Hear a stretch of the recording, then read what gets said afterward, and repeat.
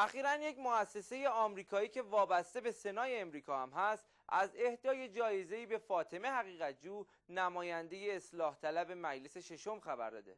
فاطمه حقیقت‌جو چند سالی است که در امریکا زندگی میکنه. ما هم امشب در خبر 20 به بررسی چرایی اهدای چنین جوایزی به چنین افرادی خواهیم پرداخت. سالها پیش وقتی عده‌ای تحت عنوان اصلاح طلب و با شعار دفاع از مبانی نظام و قانون خود را به مردم شناساندند، هیچ کس فکر نمی‌کرد روزی نقاب از چهرهشان بیفتد و خود به قانون شکنی بزرگ مبدل شوند. ماها از روزهایی که فتنه فضای سیاسی کشور را ملتهب کرده بود می‌گذرد.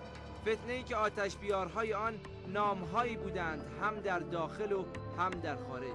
از دشمنان قدیمی این آب و خاک بودند تا مهره‌های سوخته داخلی، مهره‌هایی که به نام آزادی و اصلاح به میدان آمده بودند و شاید نام‌هایشان برایمان آشنا باشد.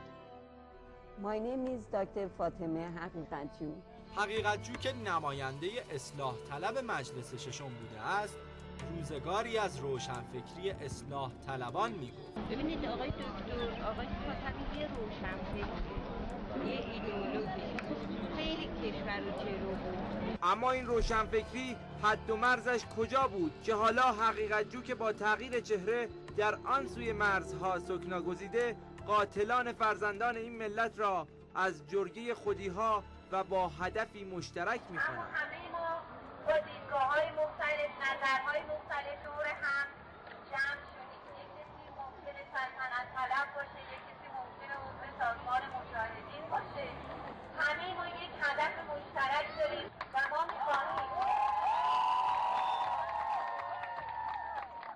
تاریخ روزی خواهد گفت که چه بر سر یک فرد می‌آید که می‌تواند این گونه به ملت خود پشت کند و از جهان بخواهد که کشورش را به رسمیت نشناسد. بخواهیم که ایران رو به رسمیت نشناسه. اهمیت بسزایی داره.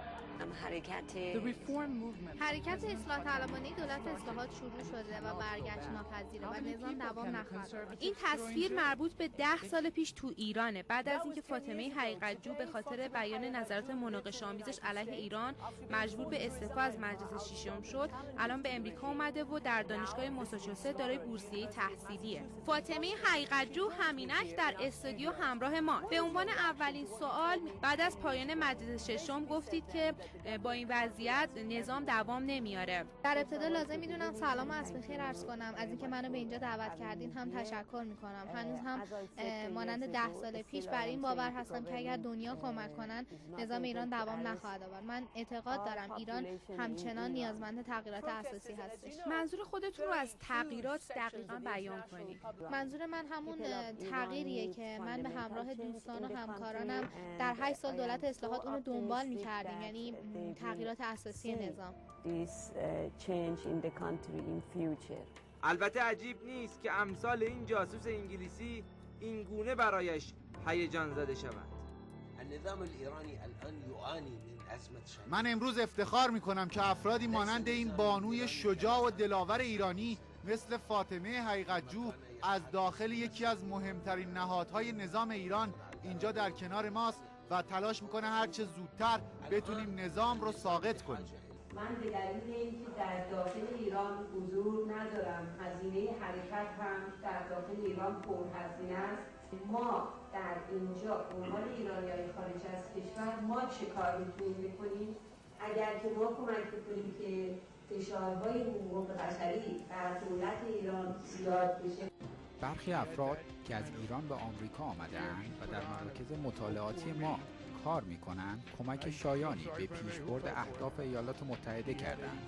حقیقت‌جو از جمله این افراد است. به این عده صهیونیست‌ها را هم اضافه کنید، چرا که برای انجمن آمنستی‌های یهود که اینجا در سایتشان خود را ضد دین معرفی می‌کنند، سخنران ایرانی داشتند که بر اساس سیاست‌های صهیونیست‌ها صحبت کند جذاب است. حرف‌هایی که در بین خود خارج نشین‌ها هم دیگر خریداری ندارد. ما امروز مطلع شدیم که احمدی نژاد قطعاً تصمیم داره که بیا در همین جا یک بار دیگه ما توصیه میکنیم که نیاد.